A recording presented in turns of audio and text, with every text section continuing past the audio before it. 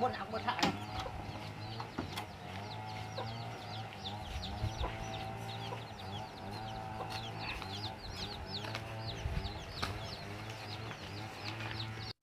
ลงไปได้ดิอาจารย์สิมา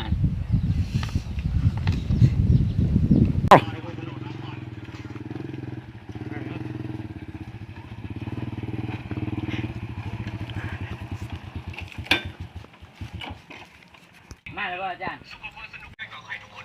มาแล้วบักฮามึงสบายดีอาจารย์บ่เป็นยังขอบใจนางลุงโอเคบังฮาอาจารย์บักฮาเนี่ยมันระยะดีเว้ยนั่งตั้งใจเทียนเลยเว้ยพี่ชุดถ่ายเลยตั้งใจเทียนเลยพี่ชุดถ่ายพี่ม.4เลยตั้งใจเป็นนักเรียนเก่งเลยเว้ยจะไปขาพอตีแม่เลยวันนี้ฮะสิมาเรียนเกี่ยวกับอันนั้นเนาะวิชาเคมีเด้อวิชาเคมีม.4เหมือนเนาะจิมาอ่านชื่อถาดแล้วก็ชื่อสัญลักษณ์มันแล้วก็ชื่อข้าวอาซิดนี่แหละนี่ตาแตกมือแหน่เนาะอันนี้เขาสิมาอ่านแต่ชื่อถาดกับข้าวอาซิดมันสิชื่อเดี๋ยวนักเรียนเด้อสิถาดมันนี่สัญลักษณ์มันนี่เขาสิให้พวกผู้เนาะอยู่ต่างประเทศเพิ่นมาแปลเอาแปลบ่ได้มันเป็นภาษาอังกฤษเบิ่งเป็นภาษาอังกฤษเป็นตัวนี้แปลบ่ได้เด้เอานั่งถ่ายจังหน่อยนั่นอย่างเงี้ยจะรอดแล้วมันจะรอดจังหน่อยมันมากบ่หัน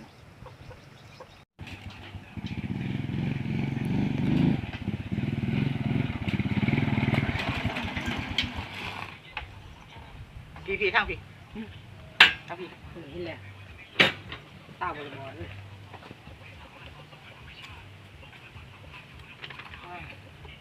ไปดิเบิ่งในนักเรียนนะเข้านั่งทาแต่เพิ่งแหละเจ้าแก้มเรียนเด้อตั้งแต่ทำเรียนแล้วเว้ยโดยอาจารย์อังกฤษหายมันแม่นบ่อาจารย์คนคือหาเฮ้ยปากคาแล้วด้วยโอ้ยจะเล่นน้ำมึงบ่ได้บอกมึงดอกมึงคนอังกฤษอยู่แล้วมึงเป็นคนอังกฤษเหรอว้าวเล่าได้บ่ได้ว้าวอังกฤษดิบ่ได้จังดิทุกปันน่ะบ่จักกันเอาเฮาสิมาเรียนเกี่ยวกับอันเคมีอันนี้เนาะนั่งลงพี่ได้บ่พอสิอ่านชื่อท่านี่ให้เจ้าอ่านสัญลักษณ์นี่บอกนักเรียนนี่เนาะบอกบักห่านี่ผู้นั่งเบิ่งครับมีชื่อธาตุเคมีเจ้ากระบอกสัญลักษณ์มันเด้อพังเด้อตั้งใจเรียนเด้อ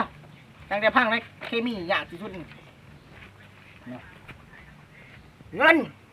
สัญลักษณ์มันแนวไหนคำสมัยสิคำมีเงินตัวมีคำมันเกี่ยวกับหยังกับสัญลักษณ์เคมีมีเมียได้ยังกอดอยู่ลูกคำโอ้แนวนะโอ้ยบ้านนี้อลูมิเนียมพร้อมขี้ฮะพร้อมขี้เป็นอลูมิเนียมเป็นออมขี้yes แม่นเนาะอาจารย์อังกฤษได้ยินน้องๆกากบอนสัญลักษณ์มันว่าจังไดกากบอนสัญลักษณ์มันว่าแนวใดฮะกากบอนนี่นะสัญลักษณ์ของกากบอนมันว่าจังไดกาบก้อนฮะกาบก้อนสัญลักษณ์มันนั่นกาบก้อน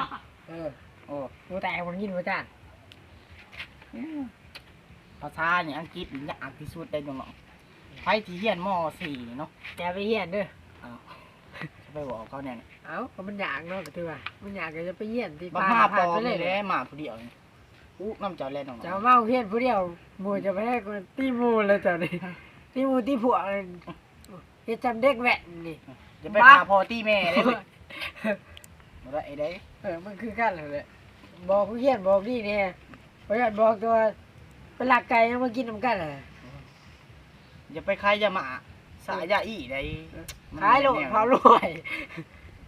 ขายต่อมันเรียนมันจะเงาย่อมไปบ่ทองนี่สัญลักษณ์มันอะไรทองไรเนี่ยคือสีว่าอะไรเนี่ย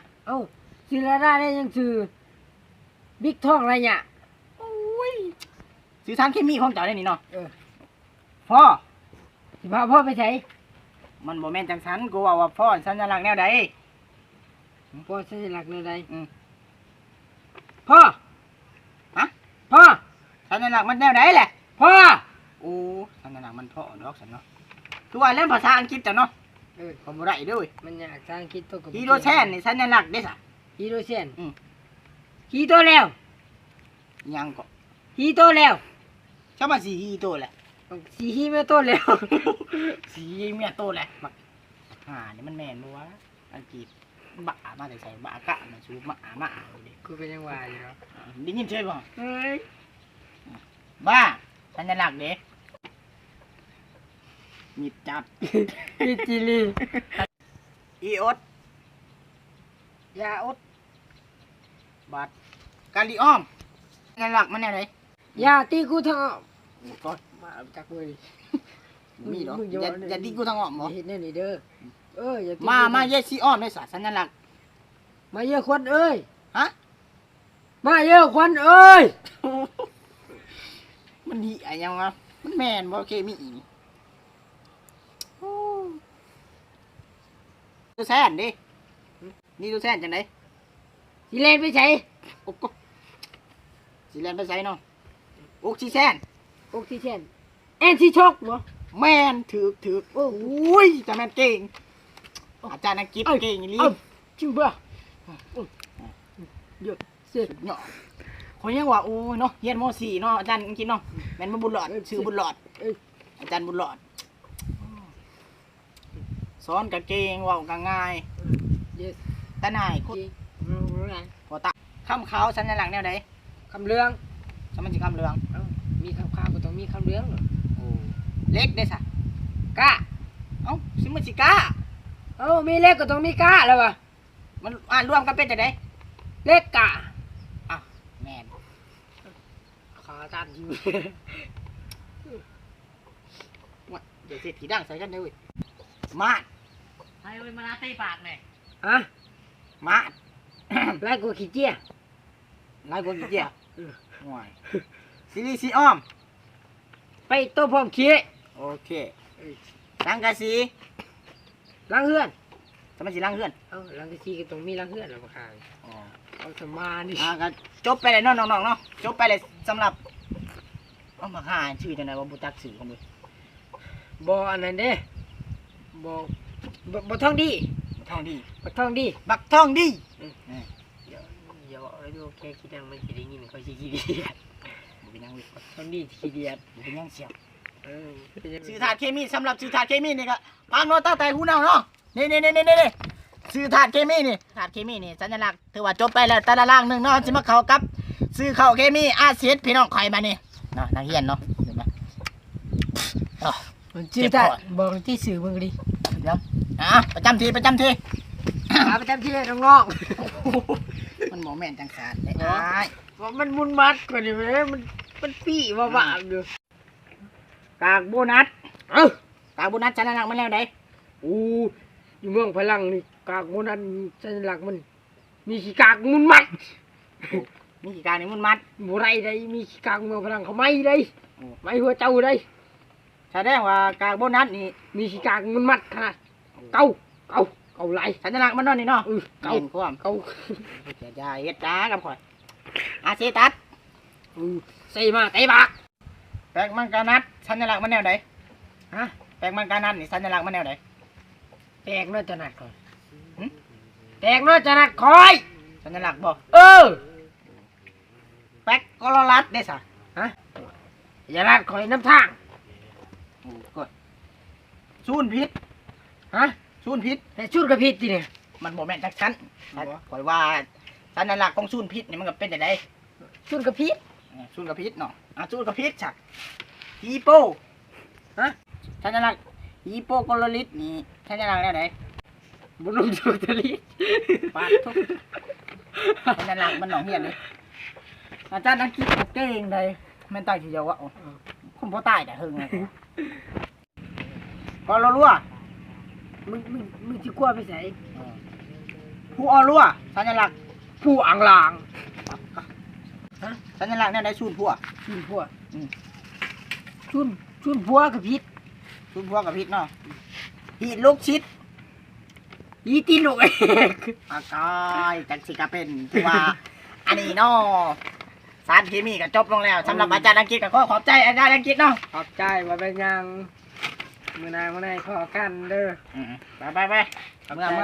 ขอบใจเด้อขอบใจ เมื่อนะเฮียนเมื่อเลิก เลิกนะเฮียนเลิกไปเมื่อให้กินข้าวกินน้ำซะมันเข้า เมื่อหรือว่าอาจารย์กำลังม่วนอาจจะเมื่อไรก็เมื่อไรบักห่ามึงกูอยากเมื่อเลยนี่ เมื่อซะบังหามึงเผาไปใต้ทางใดก็ไปบังหานี่หมาดลายบ่ปานนั้นมาเฮียนบังหา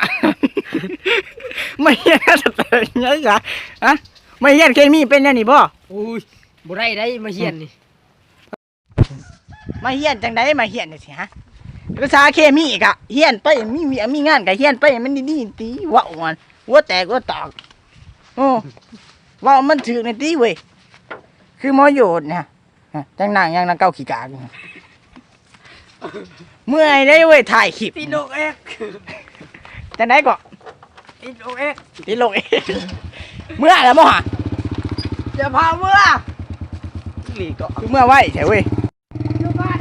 เมื่อแล้วบ่เมื่อซะ เมื่อเปล่าแล้วผ่านเลยเอาเลยนะเสียคุณมันแจงไป จบทำนี่คลิปพ่อ